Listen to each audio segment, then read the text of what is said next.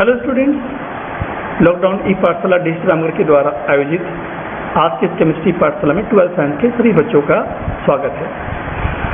बच्चों, सॉल्यूशन की कंटिन्यूटी को बढ़ाते हुए आज हम लोग सॉल्यूशन के पार्ट 8 पर पहुंच चुके हैं और आज के इस पार्ट 8 पर हम लोग जिस टॉपिक पर चर्चा करेंगे, जिस टॉपिक का स्टडी करेंगे, उसका नाम है कॉलिगेटिव प्रॉपर्टीज में एक भाग है, उसका नाम है relative lowering of vapour pressure of solvent.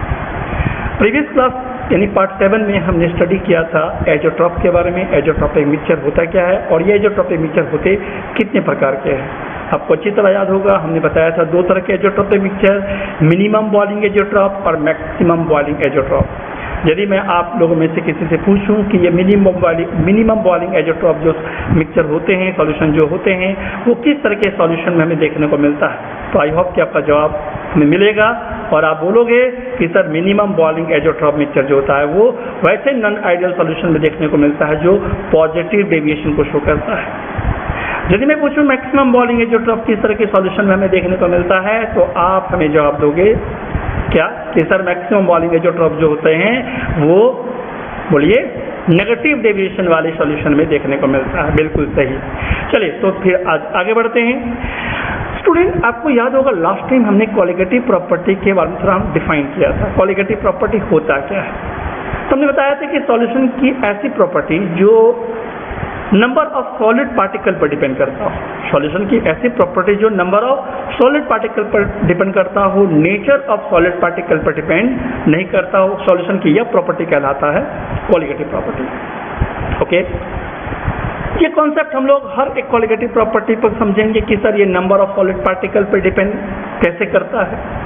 आज हम लोग का कॉलिगेटिव प्रॉपर्टी 1 by 1 स्टार्ट होने जा रहा है, जिसमें से आज का जो टॉपिक है वह है relative lowering of vapour pressure.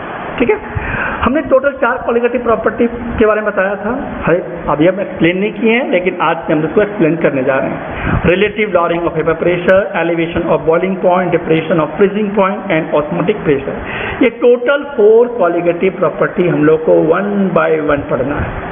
तो चलिए आज हम लोग स्टार्ट करने जा रहे हैं फर्स्ट कॉलिगेटिव प्रॉपर्टी से, जिसका नाम है relative lowering of vapour pressure. Okay, now student देखिए, एक प्योर सॉल्वेंट है। आपको मालूम होगा कि हर एक प्योर सॉल्वेंट का अपना एक वेपर प्रेशर होता है। रोल्स लॉ के समय इसका अच्छा खासा डिस्कशन लोग किए हैं कि वेपर प्रेशर होता क्या है और वेपर प्रेशर किस किस फैक्टर पर डिपेंड करता है। सपोज स्टूडेंट की एक प्योर सॉल्वेंट पर जिसका अपना एक वेपर प्रेशर पहले से है, यदि इसमें हम नॉन वॉलेटाइल सॉल्यूट ऐड करते हैं, कैसा सॉल्यूट?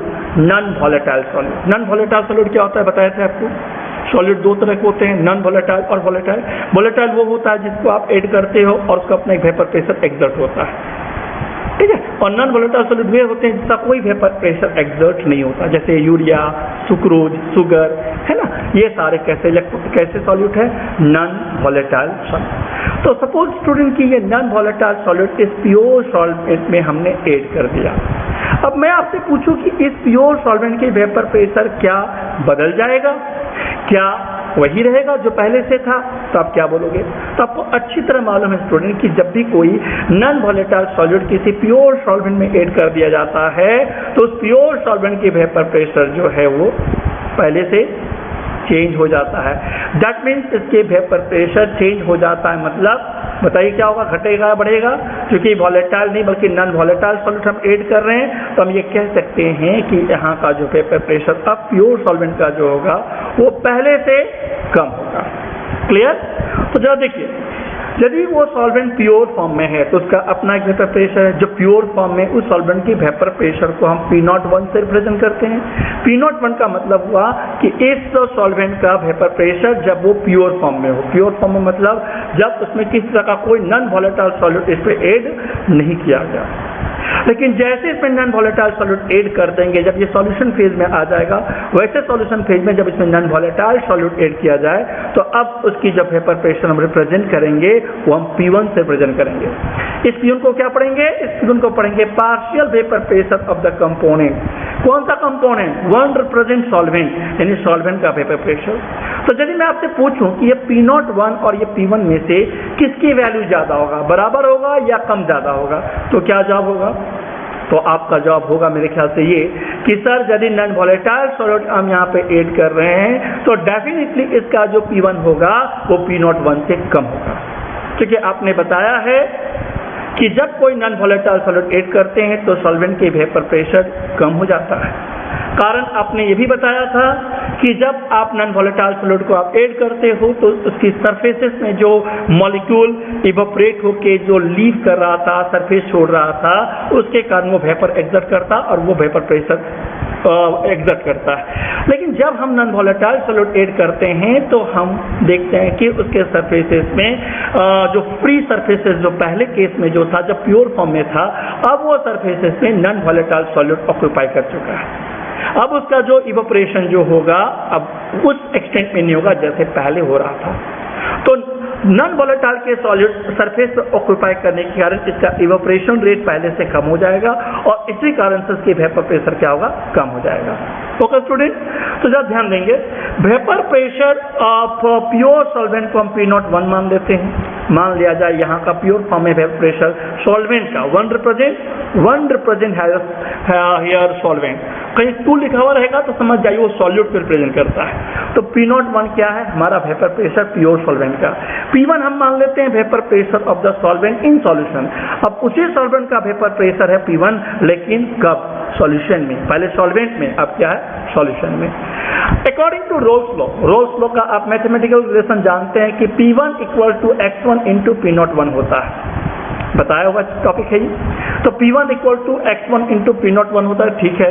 तो बताइए जब हम नॉन वॉलेटाइल सॉल्यूट ऐड करते हैं और यदि इसका वेपर प्रेशर घट जाता है तो कितना वेपर प्रेशर घटेगा, तो delta P1 equal to P01 minus P1। P01 मतलब जो पहले से उसका वेपर प्रेशर जब प्योर फॉर्म में था, और P1 मतलब अब जो उसकी वेपर प्रेशर है जब उसमें हम कोई नॉन वॉलेटाइल सॉल्यूट को ऐड करते हैं।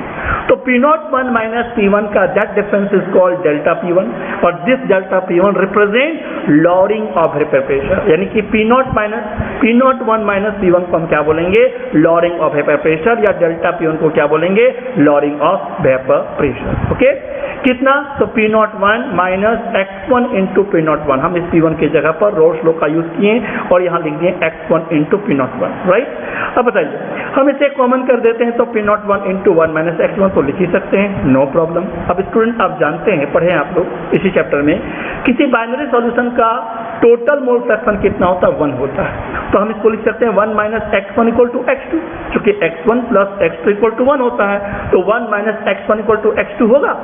अब आप बोलोगे सर ये x2 क्या है, this x represent mole fraction. x क्या रिप्रेजेंट कर रहा है, मोल फ्रैक्शन को। हर सॉल्यूशन का अपना एक मोल फ्रैक्शन होता है, सॉल्यूट का भी और सॉल्वेंट का भी, लेकिन उस मिक्सचर का या उस सॉल्यूशन का मोल फ्रैक्शन हमेशा 1 होता है, ये आपको बताए हैं।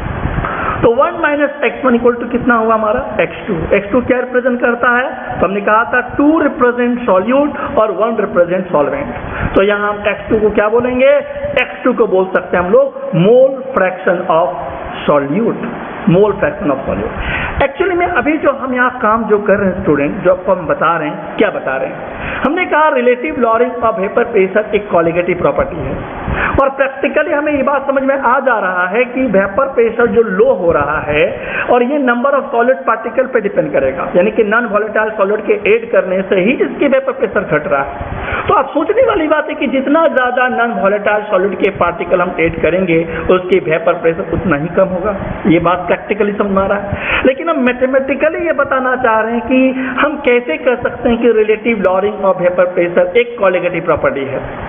हम कैसे ये साबित कर सकते हैं कि relative lowering of vapour pressure एक कॉलिगेटिव प्रॉपर्टी है। तो हम एक ऐसा मैथमेटिकल रिलेशन यहाँ हम फाइंड करने जा रहे हैं, डिराइव करने जा रहे हैं, जिससे ये साबित हो जाएगा कि relative lowering of vapour pressure वाकई में एक कॉलिगेटिव प्रॉपर्टी है। ओके, चलिए आगे बढ़ते हैं। तो हमने यहाँ देखा कि 1 माइनस x1 इक्वल टू कितना मिला, x2। तो बताइए इस 1 माइनस x1 के जगह हम सब्स्टिट्यूट कर सकते हैं इस x2 को, 1 माइनस x1 के जगह हमने पुट कर दिया, 1 माइनस x1 के जगह इस वैल्यू को पुट कर दिया, तो डेल्टा P1 इक्वल टू कितना मिला, P01 into x2, P01 into x2। Delta P1 क्या रिप्रेजेंट करता है student, lowering of vapour pressure, ठीक है। तो lowering of vapour pressure equal to कितना मिला, P01 इंटू x2, राइट। अब बताइए हम इसे ऐसे लिख सकते हैं, बिल्कुल लिख सकते हैं, delta P1 by P1 not, या P01 इक्वल टू बोलिए P01 minus P1 by P01, बिल्कुल, क्योंकि डेल्टा P1 इक्वल तो हम जानते हैं P01 माइनस P1 होता है, तो हम इस डेल्टा P01 माइनस P1 लिख दिए by P01 equal to X2। X2 represent mole fraction of solute. अब बताइए ये जो डेल्टा P1 बाई P01 है या फिर P01 minus P1 by P01 है, यही है, इसी टर्म को कहते हैं relative lowering of vapour pressure. कहने का मतलब प्योर सॉल्वेंट से वेपर प्रेशर, कितना वेपर प्रेशर लो हो गया, this term is called relative lowering of vapour pressure. यहाँ P01 minus P1 by P01 या डेल्टा P1 बाई P01 यही रिप्रेजेंट कर रहा है हमारा relative lowering of vapour pressure को। आप देख सकते हैं कि relative lowering of vapour pressure equal to क्या मिला, मोल फ्रैक्शन ऑफ सॉल्यूट। जिससे ये समझ में आ रहा है कि मोल फ्रैक्शन जितनी ज्यादा होगी किसकी, सॉल्यूट की, कैसे सॉल्यूट की, नॉन वॉलेटाइल सॉल्यूट की, उसका relative lowering of vapour pressure भी उतना ही ज्यादा होगा। यानी वेपर प्रेशर उतना ही ज्यादा कम हो जाएगा प्योर सॉल्वेंट से जितना ज्यादा सॉल्यूट का मोल फ्रैक्शन होगा। तो इस मैथमेटिकल रिलेशन से ये प्रूफ हो गया कि relative lowering of vapour pressure एक कैसा प्रॉपर्टी है, this is the qualitative property. क्योंकि हमने बताया था क्वालिटेटिव प्रॉपर्टी सॉल्यूशन की वो प्रॉपर्टी है जो नंबर ऑफ सॉलिड पार्टिकल पर डिपेंड करे। तो मोल फ्रैक्शन जितनी ज्यादा होगी आपका relative lowering of vapour pressure उतनी ही ज्यादा होगी, ये रिलेशन हमारा कह रहा है। Relative lowering of vapour pressure is directly proportional to mole fraction of the solute. ठीक है, तो हमने क्या कहा, डेल्टा P1 बाई P01 को हम क्या बोलेंगे, relative lowering of vapour pressure, और केवल डेल्टा P1 को क्या बोलेंगे, इस डेल्टा P1 को क्या बोलेंगे, lowering of vapour pressure. Lowering of vapour pressure मतलब कितना वेपर प्रेशर लो हो गया after addition of non volatile solute. Okay student, now यदि मान लिया जाए हमारा सॉल्वेंट का नंबर ऑफ मोल N1 हो और सॉल्यूट का नंबर ऑफ मोल मान लिया जाए N2 हो, ठीक है, तो बताइए P01 minus P1 by P01 equal to हमने X2 लिखा था, X2 is the mole fraction of solute. Mole fraction को तो आप जानते ही हैं, mole fraction is the number of mole to the total mole of solution. किसकी मोल फ्रैक्शन यहाँ थी, X2 था, यानी मोल फ्रैक्शन सॉल्यूट का था, तो किसका नंबर ऑफ मोल ऊपर रखेंगे, सॉल्यूट का, divide by total mole of the solution, लिख सकते हैं ना ऐसा। तो बताइए यदि मान लिया जाए सॉल्यूशन डाइल्यूट हो, सॉल्यूशन कैसा हो, डाइल्यूट सॉल्यूशन हो। आपको मालूम होना चाहिए डाइल्यूट सॉल्यूशन किसको कहेंगे, जब ज्यादा आप वाटर ऐड करेंगे, वाटर डालते जाएंगे तो समझ आइए उस सॉल्यूशन को आप डाइल्यूशन बढ़ा रहे हैं। इसका मतलब क्या हुआ कि N2 very very less than N1, यानी कि जब सॉल्यूशन डाइल्यूट सॉल्यूशन के लिए यदि हम इस फॉर्मूला को डिराइव करें, इस रिलेशन को लिखना चाहें, तो एक डाइल्यूट सॉल्यूशन के लिए नंबर ऑफ मोल जो सॉल्यूट का जो होता है वो सॉल्वेंट के कंपैरिजन में बहुत ही कम होता है, क्योंकि आप वाटर को बढ़ा रहे हैं। वाटर को बढ़ा रहे हैं मतलब नंबर ऑफ मोल वाटर बढ़ रहा है, बहुत ज्यादा बढ़ रहा है as compare to non volatile solute के मोल की तुलना में। जब N2 बहुत ही ज्यादा कम होगा N1 से, तो मैथमेटिकली आप जानते हैं कि ये जो N1 प्लस N2 है, यहाँ पर हम N2 को क्या करेंगे, नेग्लिजिबल करेंगे एज कंपेयर टू N1। जब N2 को नेग्लिजिबल करेंगे N1 से, तो हमारा रिलेशन मिलेगा P01 minus P1 by P01 is equal to N2 by N1, क्योंकि आपने N2 को क्या कर दिया, नेग्लिजिबल कर दिया, नेग्लेक्ट कर दिया। क्यों नेग्लेक्ट कर दिया, क्योंकि हमने कहा कि जब सॉल्यूशन डाइल्यूशन केस के लिए हो तो हमारा N2 काफी कम होता है N1 से, यानी नंबर ऑफ मोल जो होगा वो सॉल्यूट का काफी कम होगा, किससे, सॉल्वेंट से। तो इस तरह से हम N2 को नेग्लिजिबल कर देंगे, नेग्लेक्ट कर देंगे, इग्नोर कर देंगे, तो इस तरह में मिलेगा P01 minus P1 by P01 is equal to N2 by N1, लिख सकते हैं ना ऐसा।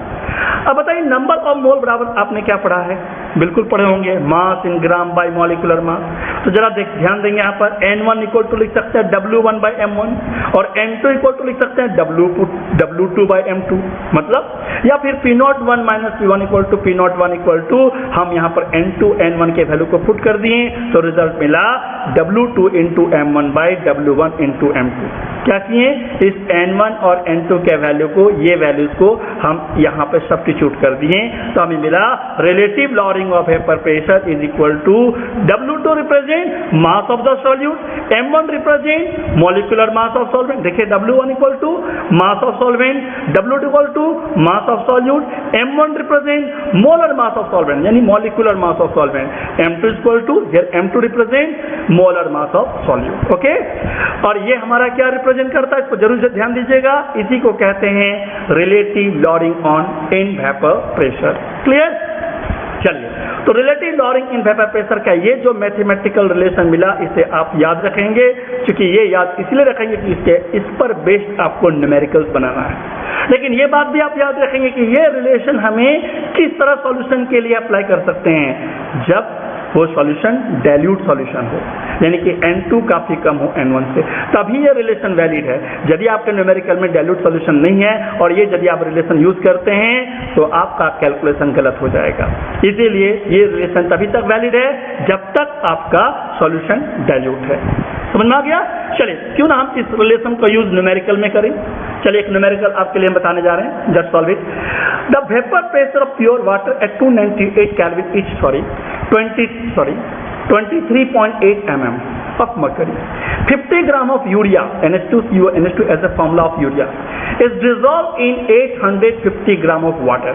Calculate the vapor pressure of water for this solution and its relative lowering of vapor pressure. Question समझ में आया? कहा जा रहा है क्वेश्चन में कि किसी प्योर वाटर का वेपर जब प्योर था तो उस समय उसकी वेपर प्रेशर है 23.8 mm ऑफ मर्करी, यानी 23.8 mm क्या है स्टूडेंट? ये है प्योर वाटर का वेपर प्रेशर, यानी P01, जिसे आप बोल सकते हैं क्या? P01। और उसके बाद हमने क्या कहा? 50 ग्राम ऑफ यूरिया को हम जब डिजोल्व करते हैं 850 ग्राम के वाटर में, यानी कि 850 ग्राम के पानी में हमने यूरिया को ऐड कर दिया, कितना ग्राम? 50 ग्राम।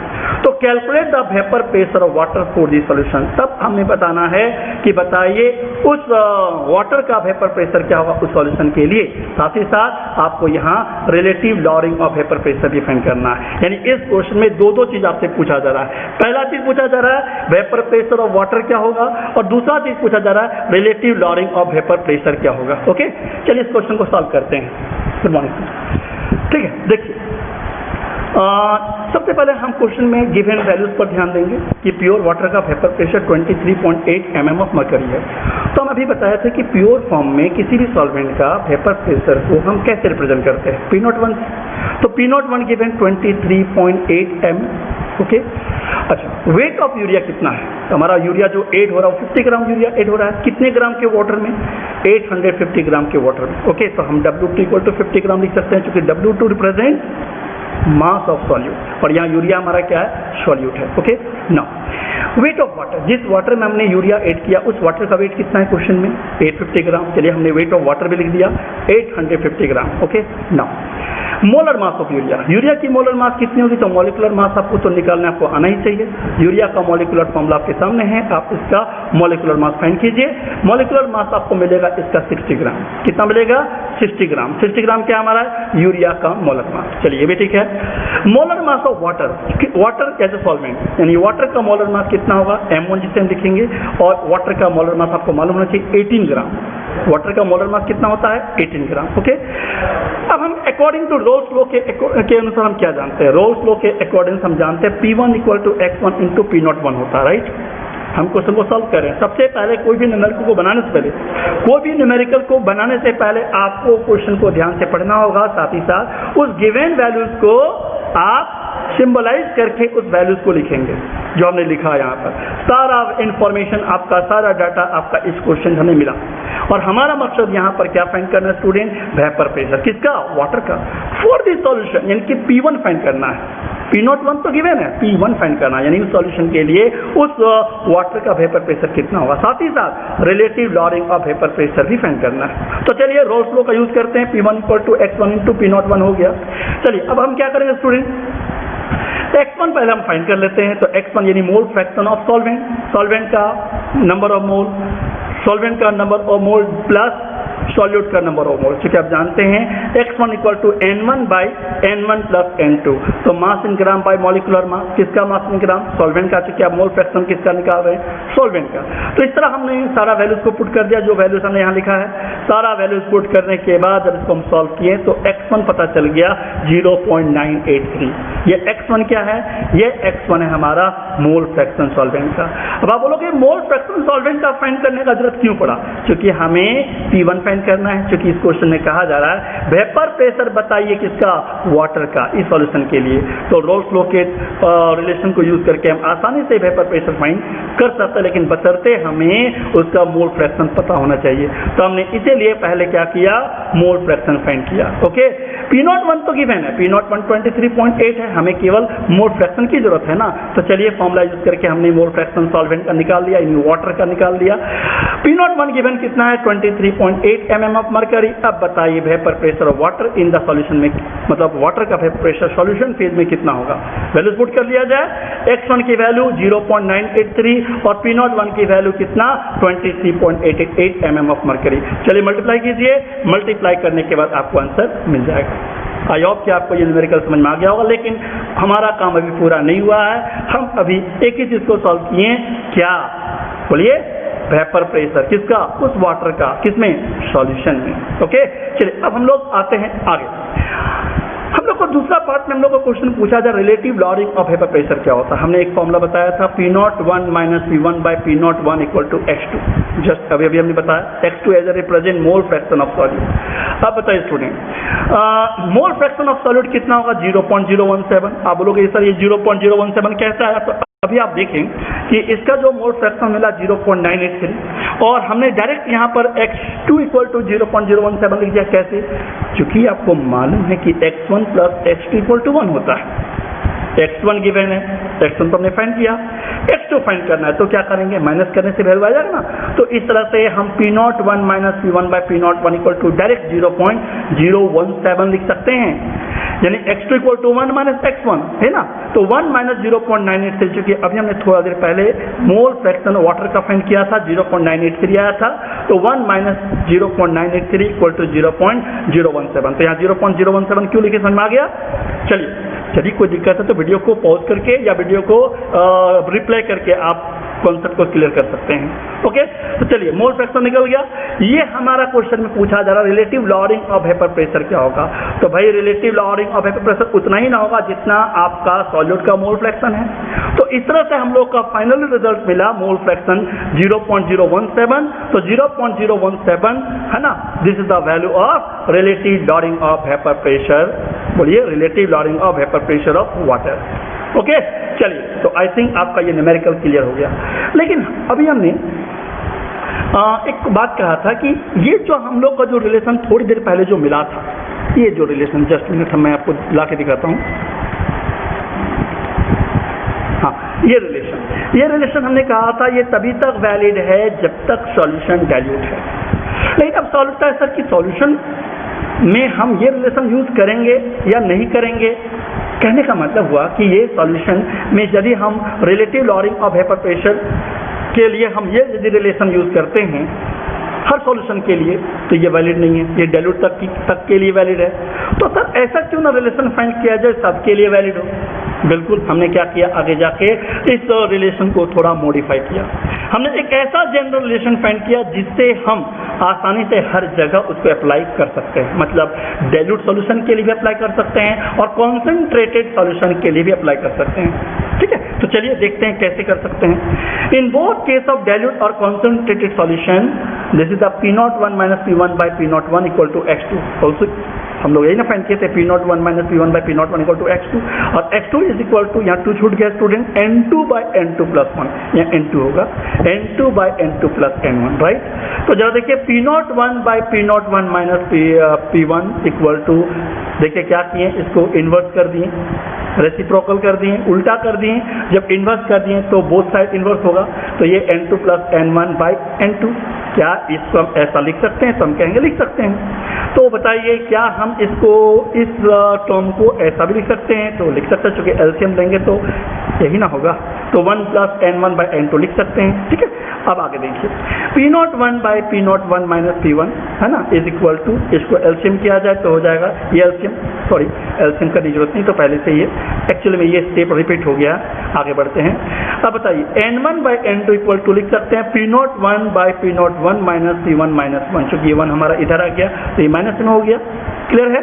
अब आप इसको एलसीएम कीजिए, एलसीएम करेंगे तो आप पाएंगे P01 माइनस P1, नीचे तो होगा ये जो है, ऊपर क्या होगा जब आप एलसीएम करोगे तो एलसीएम करेंगे तो आप पाएंगे P01 minus P01 minus P1 is equal to, जब इसको आप सॉल्व करेंगे तो P01 और ये P01 प्लस में और P01 माइनस में, ये दोनों क्या हो जाएगा स्टूडेंट, कैंसिल हो जाएगा, माइनस माइनस प्लस, और ये हो गया P1। क्या रिजल्ट आया? P1 bye P01 minus P1 मिलेगा ना, this is the N1 by N2। आगे इसको करते हैं तो इस तरह हम देखें कि P01 minus P1 by P1 को हम जस्ट इन्वर्स फिर से दोबारा कर रहे हैं। जब इसको हम इन्वर्स करेंगे तो ये भी हमारा इन्वर्स हो जाएगा, तो हो गया P01 minus P1 by P1 is equal to N2 by N1, right?